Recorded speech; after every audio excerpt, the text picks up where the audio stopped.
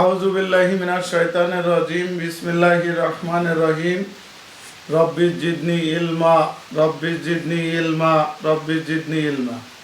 তাহলে আমরা আজকে আলোচনা করব দণ্ডবিধি আইনের 107 ধারা থেকে আমাদের আলোচনা হবে 120 শর্ট এবং খ ধারা পর্যন্ত। আমরা 107 ধারা আলোচনা হচ্ছে প্ররোচনা। এই প্ররোচনার অর্থ হচ্ছে সহায়তা করা। তাহলে যদি এমসিকিউ হয় যে প্ররোচনার অর্থ কি, কতে দিলাম সহায়তা করা, তারপরে কতে দিলাম পরামর্শ দিয়া, গতে দিলাম ষড়যন্ত্র করা, গতে দিলাম ভিন্ন কাজ সম্পাদন করা। তাহলে মূল অর্থ হচ্ছে প্ররোচনার অর্থ হচ্ছে সহায়তা করা। এখন হচ্ছে এই সহায়তা আবার কয়ভাবে করা যায়। এই সহায়তা 107 ধারায় বলছে 3 ভাবে করা যায়। একটা হচ্ছে প্ররোচনার মাধ্যমে, আর একটা হচ্ছে ষড়যন্ত্রের মাধ্যমে, একটা হচ্ছে কোনো কাজ করার মাধ্যমে অথবা কাজ করা বিরত থাকার মাধ্যমে। তাহলে আমরা এই যে সহায়তা কয়ভাবে করা যায়, সহায়তা আবার 3 ভাবে করা যায়। প্রথমটা হচ্ছে কি প্ররোচনার মাধ্যমে, দ্বিতীয়টা হচ্ছে কি আপনার ষড়যন্ত্রের মাধ্যমে, আর তৃতীয়টা হচ্ছে যে কোনো কাজ করার মাধ্যমে অথবা কোনো কাজ করা থেকে বিরতর মাধ্যমে। এই 3 পদ্ধতিতে সহায়তা করা যায়। আর মূল প্ররোচনা মানেই হচ্ছে সহায়তা করা। তো 107 ধারায় যে সংজ্ঞাটা যদি আসে প্ররোচনা কি, 107 হচ্ছে সংজ্ঞা, আমরা কতদিন পড়াইছিলাম। প্ররোচনা হচ্ছে যদি কোনো ব্যক্তি অপর কোনো ব্যক্তিতে কোনো কাজে সহায়তা করে, তাকেই প্ররোচনা বলে। আর এই সহায়তা আবার কয়ভাবে করা যায়, সহায়তা হচ্ছে 3 ভাবে করা যায়। একটা হচ্ছে প্ররোচনার মাধ্যমে, আর একটা হচ্ছে আপনার ষড়যন্ত্রের মাধ্যমে, আর একটা হচ্ছে কোনো কাজ করার মাধ্যমে বা কোনো কাজ করা থেকে বিরত রাখার মাধ্যমে।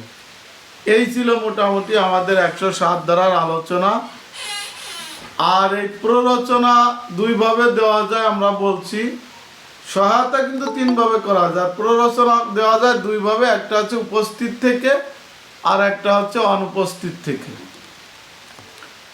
আর একটা হচ্ছে যে আপনি অপরাধ সংগঠনের জন্য প্ররোচনা দিলেন, অপরাধ সংগঠন হলেও আপনার শাস্তি ভোগ করতে হবে, আর অপরাধ সংগঠন না হলেও শাস্তি ভোগ করতে হবে। যে আপনি যে কাজের জন্য প্ররোচনা দিয়েছেন সেই কাজ সে ব্যক্তি করতে অস্বীকৃতি জানাইছে, সে অস্বীকৃতি জানালেও বা অস্বীকার করলেও আপনি যে তাকে প্ররোচনা দিয়েছেন এর জন্য আপনাকে শাস্তি ভোগ করতে হবে। আর এই 107 থেকে 120 শর্ট এবং ক, এই ধারাগুলো মূলত যে ব্যক্তি প্ররোচনা দিবে তার শাস্তি নিয়ে আলোচনা করা হয়েছে। আর যে ব্যক্তি এই কাজগুলো করবে তার শাস্তিগুলো হবে হচ্ছে আপনার মূল ধারা। যে সে খুন করলো তার শাস্তি হবে খুন, অর্থাৎ 302-এ। সে ধর্ষণ করলো তার শাস্তি হবে 9-1-এ। সে গুরুতর আঘাত করলো তার শাস্তি হবে 326 ধারা।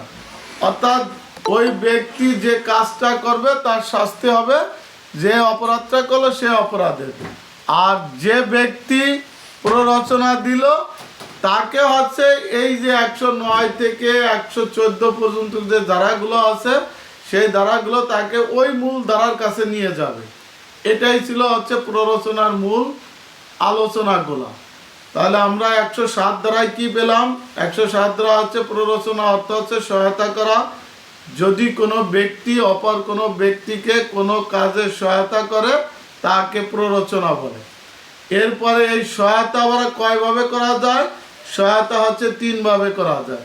একটা হচ্ছে প্ররোচনার মাধ্যমে করা যায়, আর একটা হচ্ছে ষড়যন্ত্রের মাধ্যমে করা যায়, আর একটা হচ্ছে কোনো কাজ করা অথবা কোনো কাজ করা থেকে বিরতর মাধ্যমে করা যায়। তাহলে আমরা যদি এমসিকিউ আছে সহায়তা কয়ভাবে করা যায়, তাহলে দিল 2 ভাবে, 3 ভাবে, 4 ভাবে, 5 ভাবে। তাহলে উত্তর হবে 3 ভাবে করা যায়। এরপরে আমরা যাব 108 ধারা। 108 ধারা হচ্ছে দুষ্কর্মের সহায়তাকারী। 108 ধারা আমরা কি বলছি, দুষ্কর্মের সহায়তাকারী, অর্থাৎ অপরাধমূলক কাজের জন্য যে সহায়তা করে তাকে দুষ্কর্মের সহায়তা বলে। তাহলে অপরাধমূলক যদি কোনো ব্যক্তি অপর কোনো ব্যক্তিকে কোনো অপরাধ করার জন্য সহায়তা করলো, তাকে কি বলা হবে? দুষ্কর্মের সহায়তাকারী বলা হয়। এটা হচ্ছে 108 ধারা।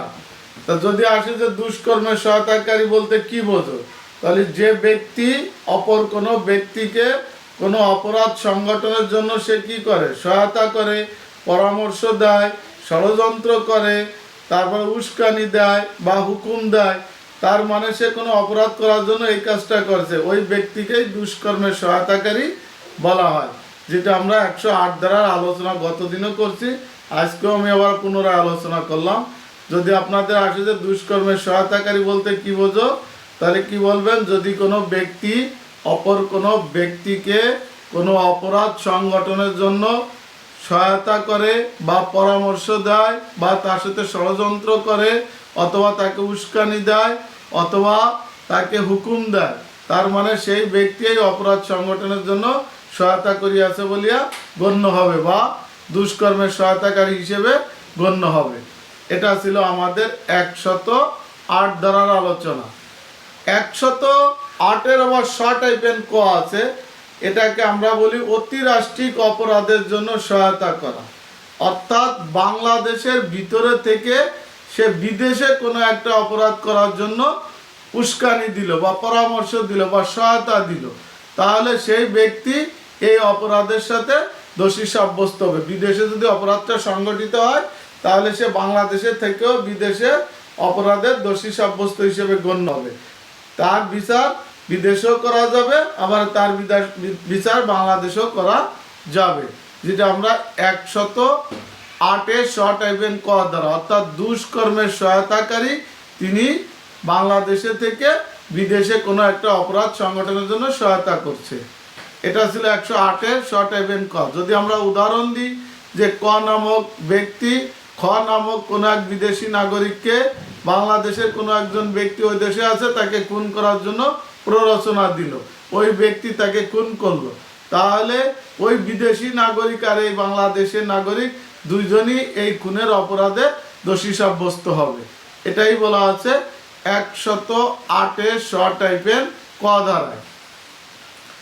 এই 107, 108, 108-এর শর্ট টাইপের ক, এই জায়গাগুলোকে আপনারা সবাই বুঝতে পারছেন? তাহলে আমরা 109, 10-এ চলে যাব। আচ্ছা, তাহলে 109 আপনাদের পূর্বে আমি একটা কথা বলছিলাম, সেটা হচ্ছে যে অপরাধ সংগঠন কালে যদি কোনো ব্যক্তি অনুপস্থিত থাকে, উপস্থিত থাকে, দুই ধরনের অপরাধ সংগঠিত হলে, তাহলে এখানে 109 ধারায় যেটা বলছে যে কাজের জন্য প্ররোচনা দেওয়া হয়েছে সেই কাজের সময় ওই ব্যক্তি ওইখানে অনুপস্থিত ছিল কিন্তু অপরাধটা সংগঠিত হয়েছে। তাহলে এখানে দুইটা কথা আছে, আগে এটাকে নেন যে আপনি ককে অর্থাৎ আপনি ক নামক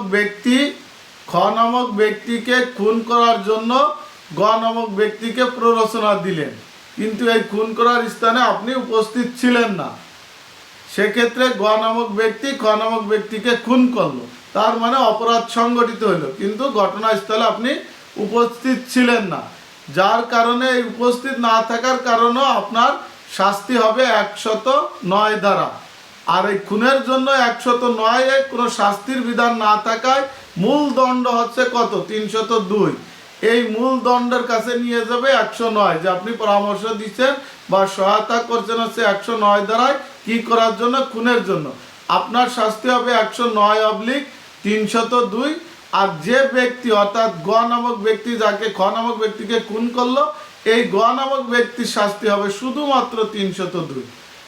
এখানে আবার 109 আরেকটা ছোট্ট একটা কথা আছে যে এই যে 109 তো শাস্তির বিধান নাই, এই শাস্তির বিধান এই 109-এর অপরাধের জন্য কোথায় যাবে? মূল দণ্ডে দণ্ডিত হবে। যা আমি এর ভিতর বলে দিচ্ছি আপনাদের, যে অপরাধের শাস্তির বিধান না থাকে সেই ক্ষেত্রে তার মূল দণ্ডই শাস্তির বিধান হিসেবে গণ্য হবে।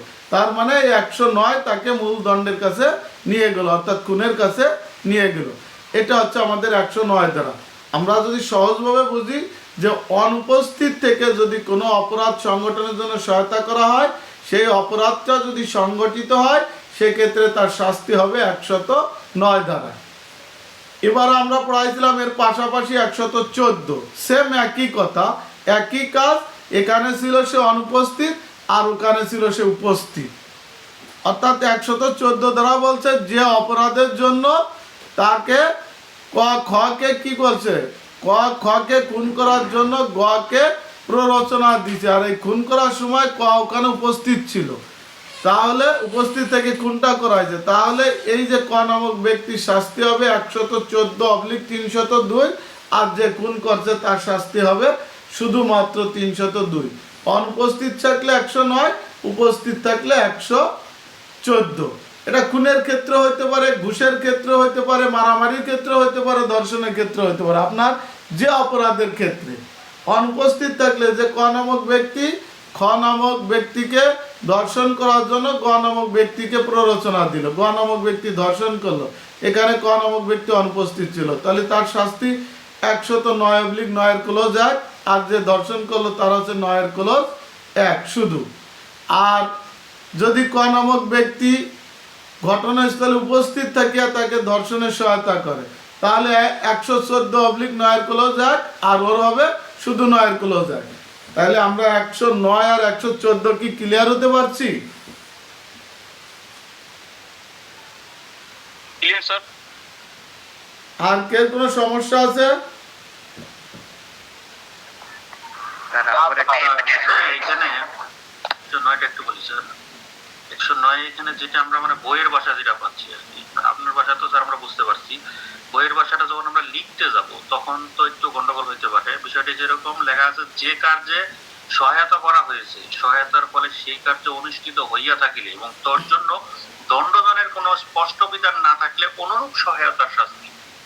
আপনাকে তো এই কথা আমরা একটা, আমি যেটা বলি আপনার এই কথাটারই কিন্তু আমি আপনাকে ব্যাখ্যা দিলাম, যে আমি কিন্তু বলছি যে কাজের জন্য আপনাকে সহায়তা, আমি আগে বলি যে কাজের জন্য আপনাকে সহায়তা করা হয়েছে আপনি সেই কাজটা করছেন, সেই কাজের এখানে শাস্তির বিধান নাই, সেই ক্ষেত্রে আপনার শাস্তি হবে কি মূল দণ্ড, অর্থাৎ আপনি খুনের জন্য দিয়েছেন, খুনের শাস্তিটা হবে। কিন্তু এই 109 আপনাকে ওখানে নিয়ে যাবে। তা এখানে যেহেতু অপরাধ সংগঠিত হয়েছে, আমরা 114 দ্বারা আবার বলছে যে উপস্থিত থেকে অপরাধ সংগঠিত, যা দুইটা ক্ষেত্রে অপরাধ সংগঠনের কথা বলছে, 114 আর 109, আদার্সগুলো কিন্তু বলে না। তার মানে 114 বলছে উপস্থিত ক্ষেত্রে, আর তার মানে আমরা ধরে নিচ্ছি যে অনুপস্থিত ক্ষেত্রে হচ্ছে 109। এবার কি আপনি আমার কথা বুঝতে পারছেন কিনা? না, কথাটা আমি ক্লিয়ার স্যার, মানে আমি ওইটা ক্লিয়ার, কিন্তু যখন আমরা এই প্রশ্নের উত্তরে লিখতে যাই আর কি, মানে তখন গিয়ে একটু গোছানোর বিষয়টা আর কি বলতেছিলাম। আপনার এই জায়গা থেকে প্রশ্ন আসলে কি রকম আসবে আমি আপনাকে বুঝাই, যে ক নামক ব্যক্তি খ নামক ব্যক্তিকে খুন করার জন্য গ নামক ব্যক্তিকে প্ররোচনা দিল, গ নামক ব্যক্তি খ নামক ব্যক্তিকে খুন করলো, এক্ষেত্রে ক এবং গ এর অপরাধ কি? তাহলে যেহেতু এখানে উপস্থিত অনুপস্থিতির কথা বলে নাই, তার মানে উপস্থিত থাকলে তো উপস্থিতির কথা বললে আপনার 114 চলে যাবে, আর যেহেতু কিছু বলে নাই তার মানে হচ্ছে 109 দ্বারা আপনাকে এই প্রশ্নের উত্তরের কথা বলা আছে। যেমন আমরা একটা কথা বলি, যখন আমরা 379 আর 380 দ্বারা পড়ব, এখানে 80 দ্বারা বোঝাইছে আবদ্ধ স্থানে চুরি। অর্থাৎ কি? অর্থাৎ এখানে কোনো গৃহ তাবু বা যানবাহন যেন আবদ্ধ থাকে সেই স্থানে চুরি করলে বাসগৃহ তাবু যানবাহন এটাকে আমরা আবদ্ধ স্থান বলি।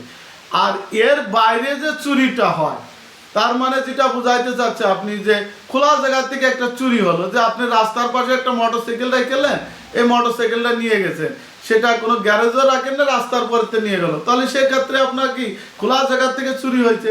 কিন্তু এই যে 379, 80, 81 তো কোথাও খোলা জায়গার কথা বলে নাই, তাহলে আপনি এখন তাকে কত ধারা মামলা দিবেন তার বিরুদ্ধে? বলেন অমর ফারুক, আমার এই কথাটা জবাবটা দেন আপনি। 379 দিয়ে দেই। 379 দিতেন, কিন্তু 379 থেকে কোথাও লেখা আছে যে খোলা জায়গা থেকে চুরি? না না না, না। তার মানে আমরা কি বুঝতে আছি, 380 বলছে আবদ্ধ স্থানে, 381 বলছে চাকর কর্তৃক, 382 বলছে মারাত্মক অস্ত্র শস্ত্র নিয়ে কোনো গৃহ বা কোনো জায়গা চুরি করলে। তার মানে এখানে এই তিনটা দ্বারা কোথাও খোলার কথা বলে নাই, তাহলে আমরা ধরে নিচ্ছি যে খোলা জায়গাতে চুরি হওয়া মানেই হচ্ছে 379। তা সেম আপনাকে আমি এটাই বুঝাইতে চাচ্ছি যে যেহেতু 14 উপস্থিত থাকার কথা বলছে, ওখানে একটা ইন্ডিকেট করে দিছে, আর 14-র বাইরে যেহেতু অন্য অন্য ধারায় এক একটা পরামর্শ দিয়ে গেছে, কিন্তু 109-এর ক্ষেত্রে দিনে, তার মানে আমরা ধরে নিচ্ছি যে 109 ধারাটাই হচ্ছে আমাদের অনুপস্থিত থেকে অপরাধ সংগঠিত হলে তার শাস্তির কথা বলছে। সঠিক স্যার, বুঝতে পারছি। যা, থ্যাংক ইউ। আর কারো কোনো সমস্যা? 109, 114 নাই? না স্যার, বুঝতে পারছি। আমরা আরো দুটো সহজ দ্বারা পড়ি, তারপরে আমরা 10, 11, 12, 13 এই জায়গাটা চলে যাব। 115, 116 এই জায়গা তো অপরাধ সংগঠিত হয়েছে, আর 115 আর 116 অপরাধ সংগঠিত হয় নাই। অর্থাৎ আপনি যাকে অপরাধ করার জন্য প্ররোচনা দিচ্ছেন সে অপরাধ করতে অস্বীকৃতি জানাইছে, যে না, আপনি আমাকে বললেন যে স্যার আপনি এই কাজটা করেন, আমি বললাম যে ভাই আমার পক্ষে এটা সম্ভব না, আপনি একটা অপরাধমূলক কাজের জন্য আমাকে বলছেন, আমি বলছি যে না ভাই এটা আমার পক্ষে সম্ভব না। তার মানে এখানে আমি কিন্তু শুরুতেই বলছি যে আপনি প্ররোচনা দিচ্ছেন মানে আপনি অপরাধী হয়েছেন।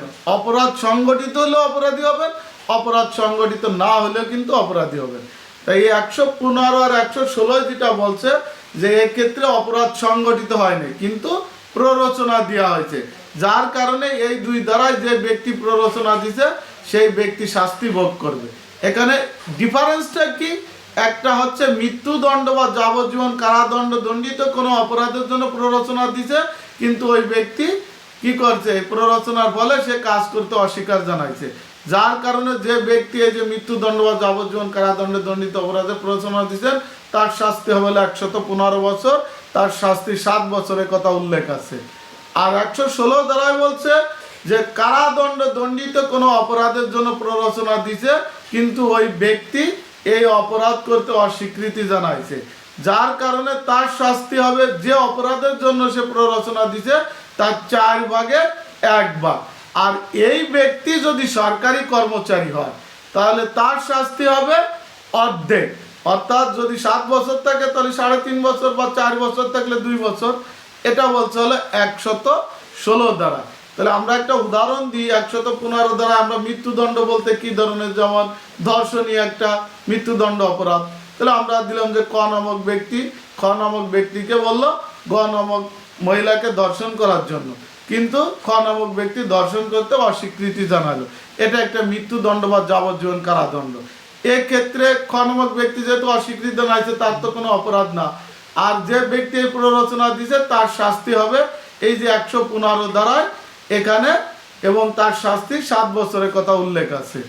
আর যেটা কারাদণ্ড দণ্ডিত, যে ক নামক ব্যক্তিকে বলল যে তুমি রহিম নামক মানে গ নামক ব্যক্তিকে গুরুতর আঘাত করার জন্য, কিন্তু বা মার দেওয়ার জন্য বলছে, কিন্তু ওই ব্যক্তি কি করছে, যে বলছে যে না আমি রহিম ভাইকে মারতে পারবো না, অর্থাৎ গ নামক ব্যক্তিকে আমি মারতে পারবো না, সে অস্বীকৃতি জানালো, কিন্তু আপনি তো তাকে প্ররোচনা দিয়ে দিচ্ছেন, এই জন্য আপনার শাস্তি হবে ওই যে গুরুদণ্ডের শাস্তি ছিল মনে করেন যে 8 বছর বা 7 বছর, তার 4 ভাগের 1 ভাগ। আর আপনি যদি সরকারি কর্মচারী হন তাহলে আপনার শাস্তি হবে ওই 8 বছরের অর্ধেক 4 বছর। এটা হচ্ছে 115 দ্বারা 116 ধারার আলোচনা। আমরা কি 115-16 কি বুঝতে পারছি?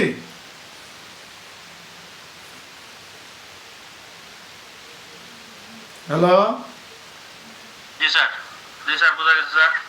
আচ্ছা, এবার আমরা যাব 110, 11, 12, 13 চারটা ধারা আমাদের এখানে বাদ রয়েছে। 10, 11, 12, 13 তিনটা ধারা একই ক্যাটাগরির দ্বারা। আপনারা একটা বুঝলে তিনটাই বুঝতে পারবেন, মানে প্রত্যেকটা যার সাথে যার রিলেটেড, আমি সেই জন্য সেই ধারাগুলো একসাথে বলতে চাচ্ছি।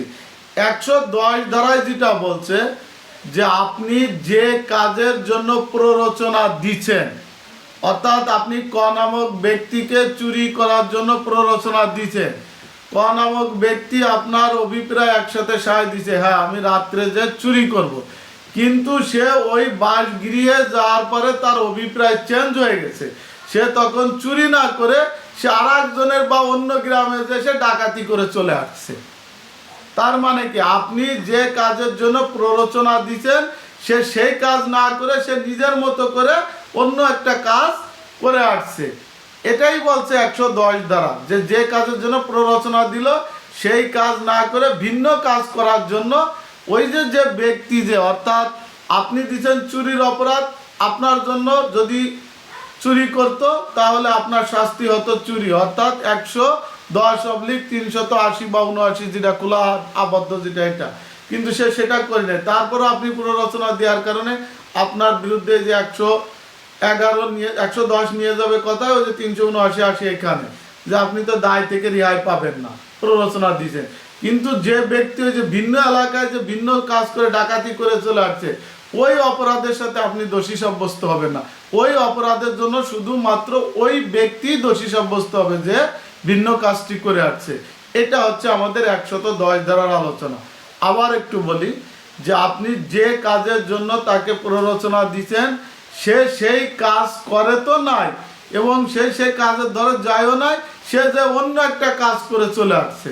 তার মানে হচ্ছে, আমরা তো এর আগে বুঝাইছি যে আপনি প্ররোচনা দিলে আপনি অপরাধী, আপনি প্ররোচনা দিচ্ছেন সেই কাজের জন্য আপনি অপরাধী হবেন, কিন্তু এই ভিন্ন কাজ করার জন্য আপনি কোনো অপরাধী শিকার হবেন না। ভিন্ন কাজের জন্য যে ব্যক্তি করছে তার অপরাধ সেই ব্যক্তি একাই বহন করবে, এক্ষেত্রে আপনার কোনো অপরাধ হবে না। ডাকাতি করছে, এক্ষেত্রে আপনার কোনো অপরাধ হবে না। এটা হচ্ছে 110 ধারার আলোচনা।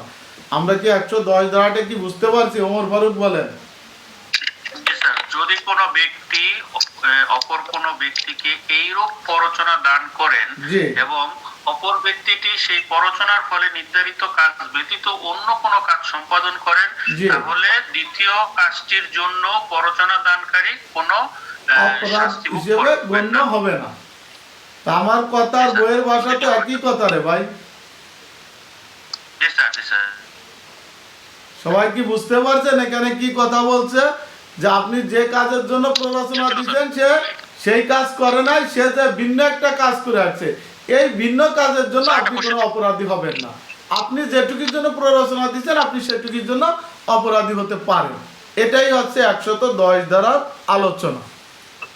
ফেরদৌস কিছু বলতে চান? জি স্যার, বলতে চাচ্ছিলাম যে স্যার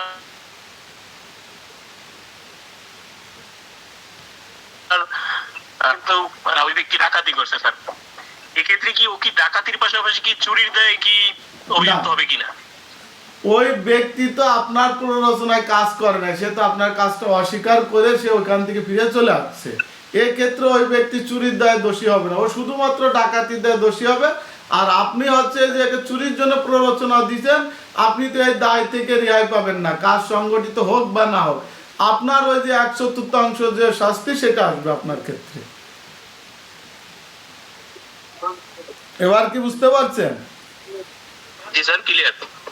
আচ্ছা, এবার হচ্ছে আমাদের 111 ধারা। 111 ধারায় 111 ধারায় বলছে যে আপনি যে কাজের জন্য প্ররোচনা দিচ্ছেন ওই ব্যক্তি সেই কাজ করছে, তার পাশাপাশি ভিন্ন কাজও করে ফেলছে, তাহলে সেক্ষেত্রে আপনার অপরাধ কি? তাহলে এখানে বলছে যে দুইটা ব্যতিক্রম বোঝানো হয়েছে এখানে।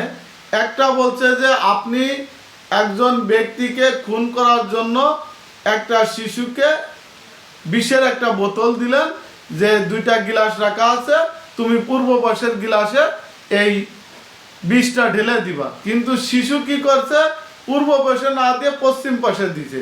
তা আপনি খুন করতে চাচ্ছিলেন পূর্ব পাশের ব্যক্তিকে, অর্থাৎ ক নামক ব্যক্তিকে, আর পশ্চিম পাশে বসা খ নামক ব্যক্তিকে না। কিন্তু দেখা গেছে কে যে আপনার এই বোতলে শিশু ভুলক্রমে বা যেভাবে হোক একজনেরটা আর একজনের দিয়ে দিতে, সেক্ষেত্রে ক নামক ব্যক্তি না খেয়ে খ নামক ব্যক্তি খাইছে এবং খ নামক ব্যক্তি মারা গেছে। তার মানে কি, আপনি যে অপরাধের জন্য কি করছেন, আপনি যে কাজের জন্য প্ররোচনা দিচ্ছেন সেই কাজ কিন্তু সংগঠিত হয়েছে, কিন্তু এখানে কি হয়েছে, ব্যক্তি পরিবর্তন হয়ে গেছে, যার কারণে এই দায় থেকে আপনি রেহাই পাওয়ার কোনো সুযোগ নেই, এই খুনের দায়ে আপনি দোষী সাব্যস্ত হবেন। এটা ছিল হলো একটা ব্যতিক্রম। আরেকটা ব্যতিক্রম যেটা এখানে বলা আছে 111, সেটা হচ্ছে কি যে আপনার যে আপনি ক নামক ব্যক্তিকে খ নামক ব্যক্তির বাসগৃহে আগুন দেওয়ার জন্য প্ররোচনা দিছেন। খ নামক ব্যক্তি ওই বাসগৃহে যে আগুন ধরায় দিছে, আপনার কাজ সে ঠিকই করছে, কিন্তু সে আবার কি করছে, পাশাপাশি ওই বাসগৃহের যে ধন সম্পদ ছিল সেগুলো চুরি করে নিয়ে আসছে, অর্থাৎ সে এর পাশে একটা স্বতন্ত্র অপরাধ করে চলে আসছে। এক্ষেত্রে এই যে আপনি যে চুরির জন্য যে প্ররোচনা দিয়েছেন, আপনার শুধুমাত্র এই চুরির অপরাধেই আপনি দোষী সাব্যস্ত হবেন, তাই না? যে আপনি তো দিচ্ছেন কিসের জন্য? আপনি দিচ্ছেন হচ্ছে বাসগৃহে আগুন লাগানোর জন্য, আপনি শুধু ওই আগুন লাগানোর দোষে দোষী সাব্যস্ত হবেন। কিন্তু ও যে স্বতন্ত্র একটা অপরাধ করে আসছে চুরি, এই অপরাধের সাথে আপনি যুক্ত হবেন না। এই ভিন্ন কাজের জন্য সে চুরি প্লাস আপনার এই যে আগুন লাগানো, ওই দুইটাই অপরাধে সে দোষী সাব্যস্ত হবে, আর আপনি শুধুমাত্র চুরির অপরাধে দোষী সাব্যস্ত হবেন। এটা হচ্ছে 111 দ্বারা দুইটা আলোচনা। একটা হচ্ছে আপনার যে কাজের জন্য দিচ্ছেন সেখানে সেই কাজ সংগঠিত হয়েছে, কিন্তু এখানে ব্যক্তি পরিবর্তন বা ঘর পরিবর্তন হয়ে গেছে। আপনি রহিমের ঘরে চুরি করতে বলছেন, আর সে রহিমের ঘর ভাবে করিমের ঘরে চুরি করে নিয়েছে, কিন্তু সে চুরি আপনার ওই একই উদ্দেশ্যে একই অভিপ্রায় নিয়ে কাজ করার কারণে আপনি এই দায় থেকে রেহাই পাবেন না। আরেকটা বলছে যে আপনি আগুন ধরাইতে বলছেন, সে আগুন ধরাইছে, কিন্তু আপনি চুরি করার জন্য কোনো অভিপ্রায় বা কোনো আপনার ভিতরে ছিল না, যার কারণে সে যদি চুরি করে আসে এটা সে স্বতন্ত্রভাবে করে আসছে, এই জন্য এই দায় থেকে সে রেহাই পাবে না। এই দুইটা অপরাধ তার হবে, কিন্তু এই আপনার এই যে আগুন ধরানোর পাশাপাশি চুরির যে অপরাধটা এটা আপনার উপরে বর্তাবে না, যেটা বলছে 111 ধারার আলোচনা। 111 ধারাকে আপনার বুঝতে পারছেন? 110 111 কাছাকাছি। 110 তো সে পুরা কাজটাই ভিন্ন করছে, এর সাথে কোনো সম্পৃক্ততা নাই। কিন্তু 111টি বলছে কি আপনার প্ররোচনার কাজ সে করছে, একটা করছে ভুল করছে, আর একটা হচ্ছে কি সে অতিরিক্ত একটা কাজ করছে, কিন্তু আপনার কাজই সে ঠিকই করছে। এটা হচ্ছে মূলত 111 ধারার আলোচনা। বুঝতে পারছি স্যার। আর কি সবাই বুঝতে পারছেন? নীরবতা কিন্তু মৌনতা সম্মতির লক্ষণ এটা না, কিন্তু অনেকে বুঝে চুপ করে আছে, অনেকে না বুঝে কিন্তু চুপ করে আছেন। বুঝতে পারছি স্যার, বুঝতে পারছি। আচ্ছা, ইব্রাহিম কি বুঝতে পারছেন বিষয়টা? স্যার ইনশাআল্লাহ বুঝতে পারছি স্যার। যা, দণ্ডবিধি আইনের সবচেয়ে কঠিন জায়গাটা আছে 107 থেকে 120 শর্ট এবং ক পর্যন্ত। আপনারা যদি এই জায়গাটা ক্লিয়ার বোঝেন, তাহলে আমার মনে হয় এত পেঁয়াজ গোছের জায়গা দণ্ডবিধি কোথাও নাই। যারা পুরা বই পড়ছেন বা আগে থেকে পরীক্ষা দিচ্ছেন, হয়তো তারা আমার কথার সাথে একমত পোষণ করবেন। 112 ধারাটা, ওমর ফারুক কিছু বলতে চাচ্ছিলেন মনে হয়? না না, ঠিক আছে স্যার, আপনি আগে যান। জি স্যার। আনোয়ার বলেন। হ্যাঁ স্যার, এখন আমি কথা আর কি বুঝতেছি, বা আমার একটা সমস্যা ছিল সলভ হয়েছে। ইনশাআল্লাহ প্রশ্ন থাকলে বলবো স্যার। Thank you sir. আচ্ছা, কন্টিনিউ। 112 ধারার যে আলোচনাটা, সেটা হচ্ছে কি যে আপনি একটা অপরাধ করাতে যাচ্ছে, আপনি জানেন যে এই অপরাধটা করতে গেলে এর পাশাপাশি আর একটা অপরাধ সংগঠিত হবে, তাহলে আপনি অপরাধের প্ররোচনা দিচ্ছেন একটা, কিন্তু আপনার অভিপ্রায় রয়েছে যে আরও একটা অপরাধ এর সাথে সংগঠিত হবে, আর সেই অপরাধটা যদি সংগঠিত হয় তাহলে দুইটা অপরাধের সাথে আপনি দোষী সাব্যস্ত হবেন। তখন আপনি বলতে পারবেন না যে আমি তো একটা কাজের জন্য প্ররোচনা দিছি, কাজ তো হয়েছে দুইটা, এর যে আমি পরবর্তী কাজের জন্য তো আমি প্ররোচনা দিই নাই, কিন্তু এই প্রথম কাজটা করতে যেত দ্বিতীয় কাজটা অবধারিত হয়ে যাচ্ছে, সেক্ষেত্রে আপনার এই দুইটা অপরাধ হিসেবে গণ্য হবে, অর্থাৎ দুইটাই কাজই আপনার প্রচারণার ফল হিসেবে একসাথে অন্তর্ভুক্ত হবে।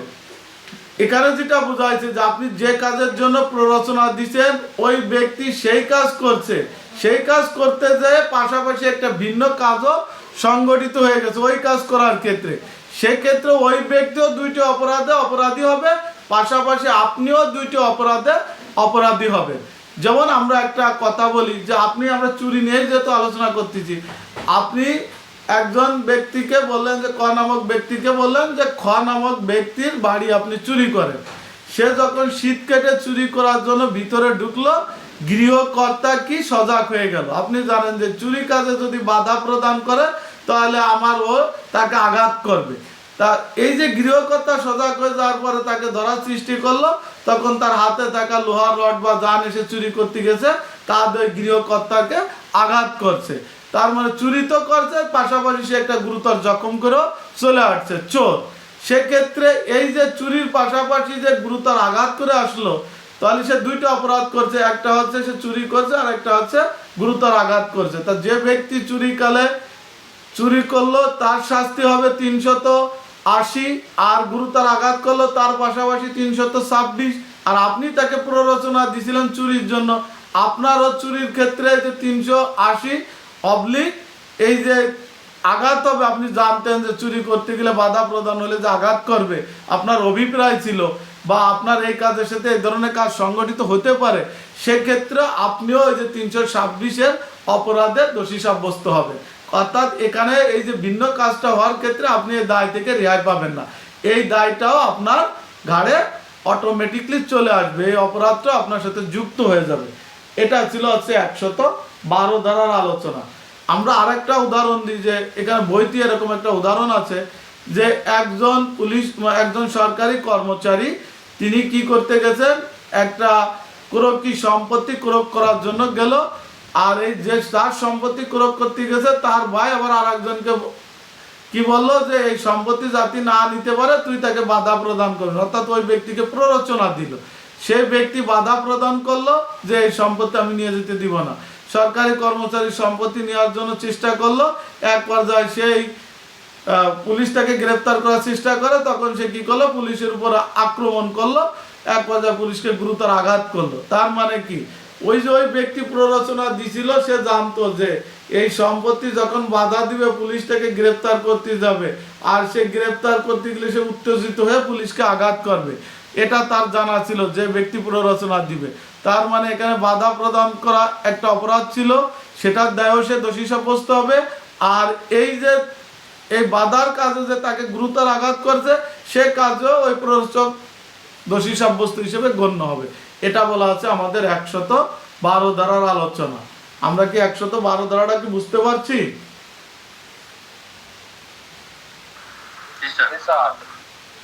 আচ্ছা, যেহেতু আমার ওমর ফারুক বই নিয়ে বসে আছে, সে যেহেতু বুঝতে পারছে, তার মানে আর কারো জটিলতা থাকার কথা না। স্যার এটার আরো একটা সুন্দর একটা উদাহরণ আছে স্যার আমার কাছে, আপনি বললে স্যার আমি বলবো। অবশ্যই বলেন, সমস্যা নাই, সবাই শুনুক, সবার আরো ক্লিয়ার হয়ে যায়। স্যার উদাহরণটা যেরকম, ক নামক ব্যক্তি খ নামক ব্যক্তিকে আঘাত বা গুরুতর আঘাতের জন্য প্ররোচনা দান করেন। জি। তো খ নামক ব্যক্তি ঠিকই আঘাত বা গুরুতর আঘাত দিয়েছে, কিন্তু যাকে আঘাত দিয়েছে গ নামক ব্যক্তিকে, গ নামক ব্যক্তি গুরুতর আঘাতপ্রাপ্ত হওয়ার 2 দিন পরে হাসপাতালে ভর্তি অবস্থায় মারা যায়। এক্ষেত্রে প্ররোচনা দানকারী খুনের অপরাধে দোষী সাব্যস্ত হবে। জি, বিষয়টা একই। এটা মানে যে কাজের জন্য দিছে তার পাশাপাশি আরেকটা কাজ। আমরা তো জানি যে গুরুতর আঘাত করতে যেয়ে ওই ব্যক্তির মৃত্যুও ঘটতে পারে। এটা আর আমাদের 100, হ্যাঁ এটাই বলছে যে আপনি যে কাজের জন্য প্ররোচনা দিচ্ছেন সেটা হয়েছে, তার পাশাপাশি আরেকটা অপরাধ হয়ে গেছে, ওই কাজ করার রিলেটেড আরেকটা অপরাধ হচ্ছে, সেক্ষেত্রে আপনি এই দুইটা অপরাধের দায় থেকে রেহাই পাবেন। এটা হলো মূল বিষয়টা 112। আর 113 ধারাটা আমরা সহজে যেটা বুঝি যে কাজের জন্য প্ররোচনা দিচ্ছেন সেই কাজটা সংগঠিত হয়েছে, কিন্তু সেটার মাত্রা অতিরিক্ত হয়ে গেছে।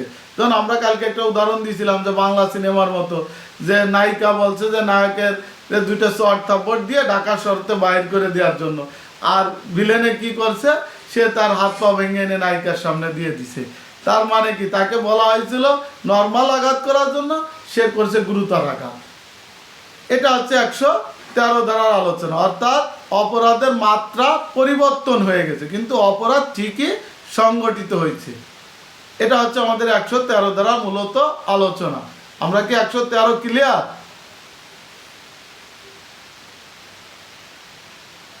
Clear, sir, clear. Clear sir, আরেকটু দেখতে হবে। আচ্ছা, এবার আমরা যাব 117, 17, 18, 19, 20, 21, এগুলো একেবারে সহজ, এখানে কোনো জটিল কিছু নাই। 117 দ্বারা বলছে জনগণ বা 10 জনের অধিক ব্যক্তি কোনো অপরাধমূলক কাজ করার জন্য সহায়তা করবে, তার শাস্তি হবে 117 দ্বারা। এখানে জনগণের অর্থাৎ তার সংখ্যা 10-এর অধিক হতে হবে। তারা যে যেমন একটা সমাবেশ করতেছে, সেই সমাবেশের ভিতরে ঢুকে যে তারা কোনো একটা উস্কানিমূলক কাজ বা কোনো একটা লিফলেট ছড়াই দিয়ে তাদের এই বিষয়টাকে একটা বিভ্রান্ত সৃষ্টি করছে, এই যে প্ররোচনা দিছে যে ওই সমাবেশটা যাতে ধ্বংস হয় বা ওই মিছিলটা যাতে নষ্ট হয়ে যায়, এই জন্য তারা এই যে 100 কত দ্বারা 117 দ্বারা মোতাবেক শাস্তি ভোগ করবে। এরপরে হচ্ছে 118 দ্বারা হচ্ছে মৃত্যুদণ্ড বা যাবজ্জীবন কারাদণ্ড। মৃত্যুদণ্ড বা যাবজ্জীবন কারাদণ্ড অপরাধ সংগঠনের সংবাদ পাওয়ার পরে বা দেখার পরে যদি কেউ এই ষড়যন্ত্র গোপন করে, মৃত্যুদণ্ড বা যাবজ্জীবন কারাদণ্ড দণ্ডিত কোনো অপরাধ সংগঠনের ষড়যন্ত্র যদি কেউ গোপন করে, তাহলে তার শাস্তি হবে 118 দ্বারা। এখন এর একটা উদাহরণ যে আপনি দেখলেন যে কয়েকজন ব্যক্তি মিলে একটা ব্যাংক ডাকাতি করবে বলে একটা সরা পরামর্শ করতে আছে, আপনি এটা দেখার পরে আপনার দায়িত্ব ছিল পুলিশকে জানানো, কিন্তু আপনি এটা জানালেন না। না জানানোর কারণে এই যে আপনি যে পুলিশকে জানালেন না, এই জন্য আপনার শাস্তি হবে 118 দ্বারা। কিন্তু যদিও এখানে আবার শাস্তির বিধান 2 রকম বলা আছে। যদিও অপরাধটা সংগঠিত হয়, অর্থাৎ এখানে যদি ডাকাতিটা হয়ে যায়, তাহলে আপনার শাস্তি হবে 7 বছর। আর যদি অপরাধটা সংগঠিত না হয়, শুধু সলা পরামর্শ করে চলে গেছে কিন্তু রাত্রে আর অপরাধ সংগঠন করে নেয়, তাহলে আপনার শাস্তি হবে 3 বছর। অর্থাৎ অপরাধ সংগঠিত হলে 7 বছর, অপরাধ সংগঠিত না হলে 3 বছর। কোন ক্ষেত্রে? মৃত্যুদণ্ড বা যাবজ্জীবন অপরাধের ষড়যন্ত্র জানার পরে আপনি সেটা গোপন রাখার কারণে। এটা হচ্ছে আমাদের 118 ধারার আলোচনা। ঠিক সেম 120 আবার এখানে আসছে কারাদণ্ডে দণ্ডিত কোনো অপরাধের ষড়যন্ত্র গোপন করলে। যে আপনি দেখলেন যে একজন ব্যক্তি কি করতেছে, যে অমুককে মারার জন্য সে গুরুতর আঘাত বা সাধারণ আঘাত করার জন্য সে বকাঝকা করতেছে বা তার বাড়ির আশপাশে ঘোরাফেরা করতেছে, কিন্তু এই বিষয়টা আপনি সরকারি কর্মচারী বা যারা প্রতিরোধ করতে পারে, এইরূপ ব্যক্তিকে আপনি সংবাদ না দিয়ে আপনি আপনার মতো দেখে চলে আসলেন। যদি এই অপরাধটা সংগঠিত হয়, তাহলে আপনার শাস্তি হবে কত? 4/1 ভাগ। আর যদি অপরাধটা সংগঠিত অর্থাৎ তাদের ভিতরে যদি মারামারি বা না হয়, তাহলে আপনার শাস্তি হবে 8/1 ভাগ। অপরাধ সংগঠিত হলে 4/1 ভাগ, অপরাধ সংগঠিত না হলে 8/1 ভাগ। এটা হচ্ছে কারাদণ্ড দণ্ডিত কোনো অপরাধ সংগঠনের ষড়যন্ত্র দেখার পরে আপনি সেটাকে কি করলেন? গোপন করলেন।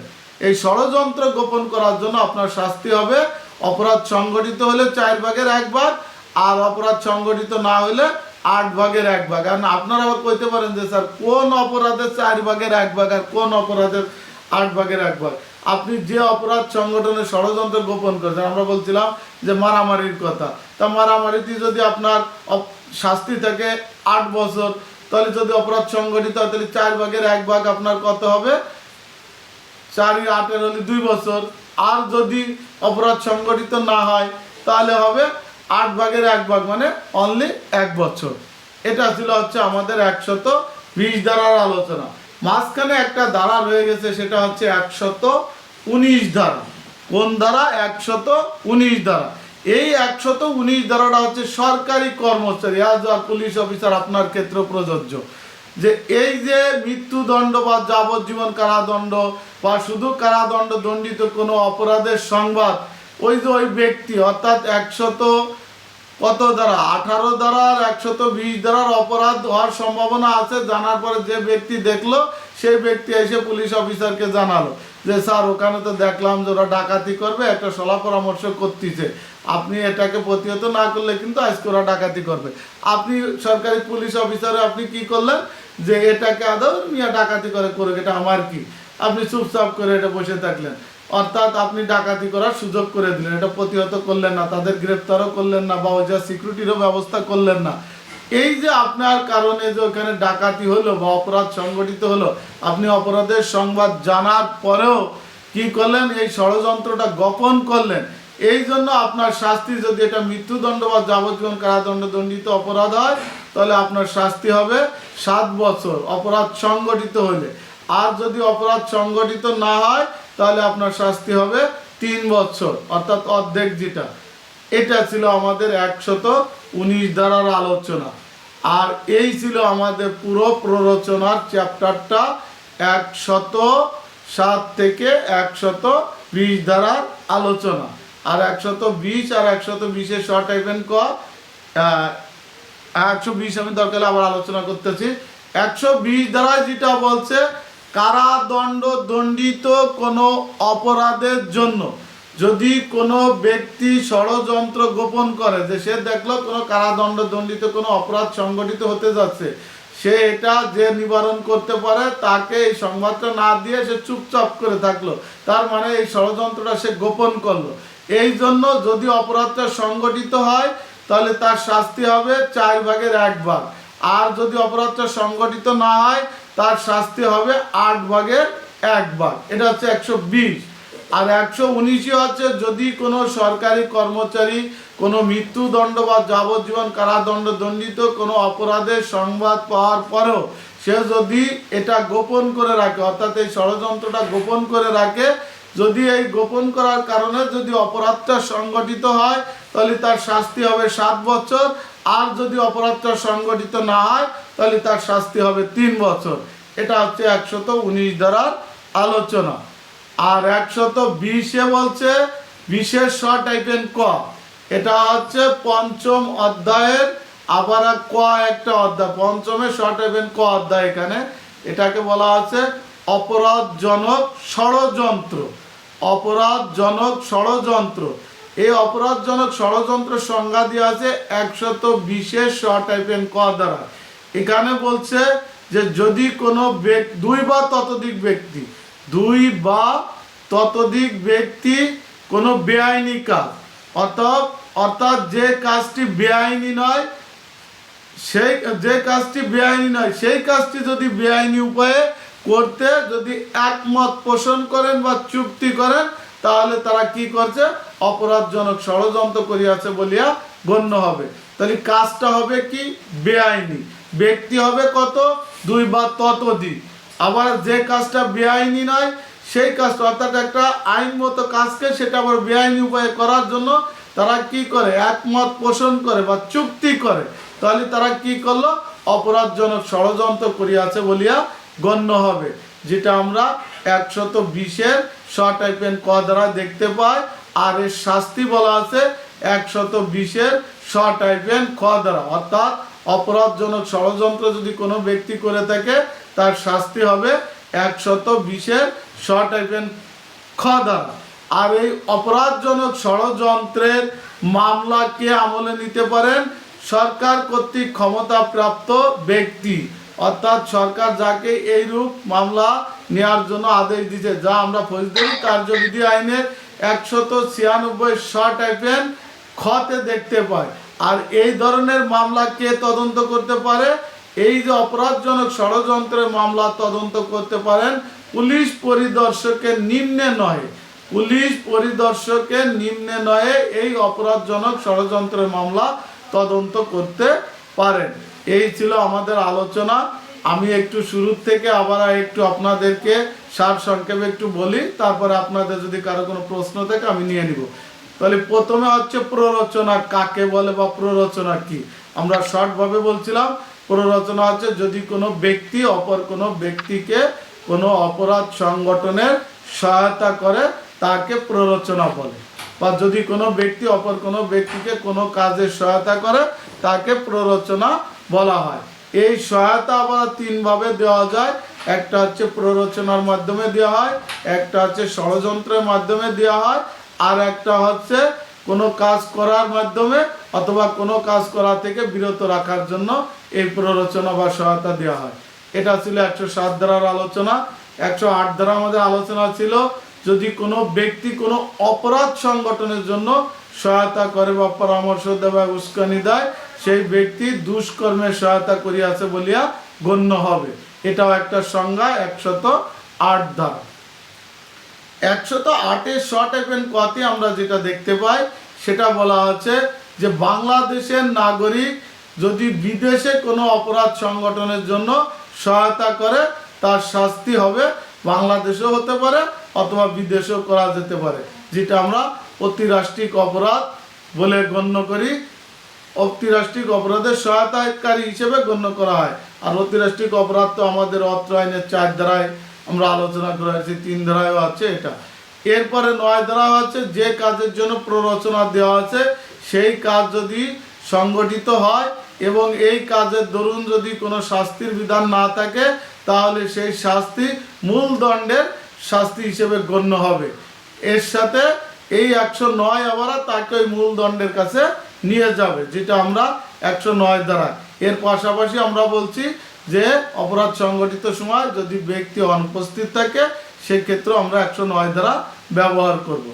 110 ধারা যেটা বলা আছে যে কাজের জন্য আমরা প্ররোচনা দেওয়া হয়েছে সেই ব্যক্তি সেই কাজ না করে সম্পূর্ণ একটা ভিন্ন কাজ করছে, তাহলে যে ব্যক্তি প্ররোচনা দিয়েছে সে শুধু যে কাজের জন্য প্ররোচনা দিয়েছে সেই কাজের জন্য সে অপরাধী হবে, আর যে ব্যক্তি ভিন্ন কাজ করছে সেই ব্যক্তি ওই ভিন্ন কাজের জন্য অপরাধী হিসেবে গণ্য হবে, যেটা আমাদের 110 ধারার আলোচনা। 111 ধারা আমরা আলোচনা করছি যে যে কাজের জন্য প্ররোচনা দিয়েছে ওই ব্যক্তি সেই কাজ করছে কিন্তু তার পাশাপাশি ভিন্ন অপরাধ সংগঠিত হয়েছে। তাহলে এখানে যে ক নামক ব্যক্তি খ নামক ব্যক্তিকে খুন করার জন্য প্ররোচনা দিল, গ নামক ব্যক্তিকে ক নামক ব্যক্তি খ নামক ব্যক্তিকে খুন করার জন্য প্ররোচনা দিছে গ নামক ব্যক্তিকে, গ নামক ব্যক্তি খুন করলো কিন্তু ক্ষয়ের জায়গা ঘকে খুন করে ফেলছে, ঘকে। এক্ষেত্রে খুন যেহেতু হয়েছে প্ররোচনাকারী এই খুনের দায়ে দোষী সাব্যস্ত হবে। পাশাপাশি আমরা একটা ব্যতিক্রম যে ক নামক ব্যক্তিকে খ নামক ব্যক্তির ঘরে আগুন লাগানোর জন্য গ নামক ব্যক্তিকে প্ররোচনা দিল, গ নামক ব্যক্তি ক্ষয়ের ঘরে আগুন লাগাইলো, পাশাপাশি তার ঘরে মালামাল চুরি করে নিয়ে আসলো। এক্ষেত্রে ক নামক যে প্ররোচনা দিচ্ছে সে শুধু চুরির দায়ে দোষী সাব্যস্ত হবে, আর খ নামক ব্যক্তি যে আগুন আর চুরি করছে সে দুইটা অপরাধে দোষী সাব্যস্ত হবে। এটা হচ্ছে আমাদের 11 ধারার আলোচনা ছিল। 12 ধারা আমরা যেটা পড়াইছি যে কাজের জন্য প্ররোচনা দিছে সেই কাজ করতে গিয়ে ওই রিলেটেড আরেকটি কাজ সংগঠিত হতে পারে, সেই ক্ষেত্রে দুইটা অপরাধের জন্য সে দোষী সাব্যস্ত হবে। এটা হচ্ছে 12 ধারা। আর 13 ধারায় বলা আছে যে কাজের জন্য প্ররোচনা দেওয়া হয়েছে সে সেই কাজ করছে কিন্তু অপরাধটা ছোট করার কথা ছিল সে অপরাধটা বড় করে ফেলছে, অর্থাৎ সে তাকে সাধারণ আঘাত করার কথা বলছে সে পাশাপাশি গুরুতর, অর্থাৎ সাধারণ আঘাত করতেছে গুরুতর আঘাত করছে, সেক্ষেত্রে প্ররোচনাকারী এই অপরাধও দোষী সাব্যস্ত হবে। এটা ছিল 113 ধারা। 114 ধারা বলছে যে কাজের জন্য প্ররোচনা দেওয়া হয়েছে সেই কাজে সেই ব্যক্তি উপস্থিত থাকিয়া অপরাধ সংগঠিত করা হয়েছে, সেক্ষেত্রে তার শাস্তি হবে 114 ধারা, অর্থাৎ উপস্থিত থেকে অপরাধ সংগঠিত করার জন্য। 115 ধারা বলছে যে কাজের জন্য প্ররোচনা দেওয়া হয়েছে সেই কাজ করতে অস্বীকৃতি জানাইছে কিন্তু সেই কাজটা মৃত্যুদণ্ড বা যাবজ্জীবন কারাদণ্ডে দণ্ডিত অপরাধ হতে হবে, অর্থাৎ ক নামক ব্যক্তি খ নামক ব্যক্তিকে বলল গ নামক মহিলাকে ধর্ষণ করার জন্য কিন্তু খ নামক ব্যক্তি ধর্ষণ করতে অস্বীকার করলো, এক্ষেত্রে ক নামক ব্যক্তির শাস্তি হবে 115 ধারায় 7 বছর পর্যন্ত কারাদণ্ড দণ্ডিত হতে পারে। 116 ধারায় পড়াইছি শুধু কারাদণ্ডে দণ্ডিত কোনো অপরাধের জন্য প্ররোচনা দিলে এই প্ররোচনার ফলে যদি ওই কাজটা করতে অস্বীকৃতি জানায় তাহলে যে কাজের জন্য প্ররোচনা দিছে সেই ব্যক্তি ওই কাজের জন্য অপরাধী হিসেবে গণ্য হবে। যেমন আমরা দিলাম যে ক নামক ব্যক্তি খ নামক ব্যক্তিকে ঘুষ দেওয়ার জন্য প্ররোচনা করলো কিন্তু খ নামক ব্যক্তি ঘুষ নিতে অস্বীকার করলো, এক্ষেত্রে ক নামক ব্যক্তি এই যে ঘুষ দেওয়ার দায়ে কি হবে দোষী সাব্যস্ত হবে। এটা ছিল 116 ধারা। আর এই অপরাধটা যদি সাধারণ পাবলিক করে তাহলে ঘুষের যে অংশ তার 1 থেকে 4 অংশ অর্থাৎ 1/4 শাস্তি তার হবে, আর সরকারি কর্মচারী করলে তার 1/4 অর্থাৎ অর্ধেক শাস্তি ভোগ করতে হবে মূল দণ্ডে। আর 117 ধারা যেটা বলা আছে জনগণ বা 10 বা ততোধিক ব্যক্তি কোনো অপরাধ সংগঠনের সহায়তা করলে তার শাস্তির কথা 117 দ্বারা। 118 দ্বারা আমরা যেটা পড়াইছি, মৃত্যুদণ্ড বা যাবজ্জীবন কারাদণ্ড দণ্ডিত কোনো অপরাধ সংগঠনের ষড়যন্ত্র যদি কেউ গোপন করে, তাহলে যদি অপরাধটা সংগঠিত হয় তো সেক্ষেত্রে তার শাস্তি হবে 7 বছর, আর অপরাধটা সংগঠিত না হলে তার শাস্তি হবে 3 বছর। এরপরে 119 দ্বারা যেটা বলা আছে, সরকারি কর্মচারী যদি কোনো মৃত্যুদণ্ড বা যাবজ্জীবন কারাদণ্ডে দণ্ডিত কোনো অপরাধের ষড়যন্ত্র গোপন করে, তাহলে এই সরকারি কর্মচারীরও শাস্তি হবে সর্বোচ্চ 7 বছর যদি অপরাধ সংগঠিত হয়, আর অপরাধ সংগঠিত না হলেও 3 বছর কারাদণ্ডে দণ্ডিত হবে। আর 120 দ্বারা পড়াইছি, শুধু কারাদণ্ডে দণ্ডিত অপরাধের যদি ষড়যন্ত্র কেউ গোপন করে, তাহলে তার শাস্তি হবে সর্বোচ্চ 1/4, আর যদি অপরাধ সংগঠিত হয়, অপরাধ সংগঠিত না হলে তার শাস্তি হবে 1/8, আর সরকারি কর্মচারী যদি এই ষড়যন্ত্র গোপন করে তার হবে অর্ধেকাংশ, মানে মূল দণ্ডের অর্ধেক। এটা ছিল 120 দ্বারা। আর 120-এর শ-টাইপেন ক, অপরাধজনক ষড়যন্ত্রের সংজ্ঞার কথা বলা আছে। 2 বা ততোধিক ব্যক্তি কোনো কাজ বেআইনি উপায়ে অথবা যে কাজটি বেআইনি নয় সে কাজটি বেআইনি উপায়ে করার জন্য একমত পোষণ করে বা চুক্তিবদ্ধ হয়, তাহলে সেই ব্যক্তি অপরাধজনক ষড়যন্ত্র করিয়াছে বলিয়া গণ্য হবে। আর এই অপরাধজনক ষড়যন্ত্রের শাস্তি 120-এর শ-টাইপের ক্ষতি বলা আছে। আর এই অপরাধজনক ষড়যন্ত্র মামলা কে আমলে নিতে পারবেন? সরকার যাকে এই ধরনের মামলা পরিচালনা করার নির্দেশ দিছে, অর্থাৎ জেলা ম্যাজিস্ট্রেট অর্থাৎ সরকার কর্তৃক ক্ষমতাপ্রাপ্ত অপর কোনো ব্যক্তি। আর এই ধরনের অপরাধ কে তদন্ত করতে পারেন? অপরাধজনক ষড়যন্ত্রের মামলা তদন্ত করতে পারেন পুলিশের ইন্সপেক্টরের নিম্নে নয়, যা আমরা ফৌজদারি কার্যবিধি আইনের 196 শ-টাইপেন খ দ্বারায় দেখতে পাই। এই ছিল আমাদের আজকের আলোচনা।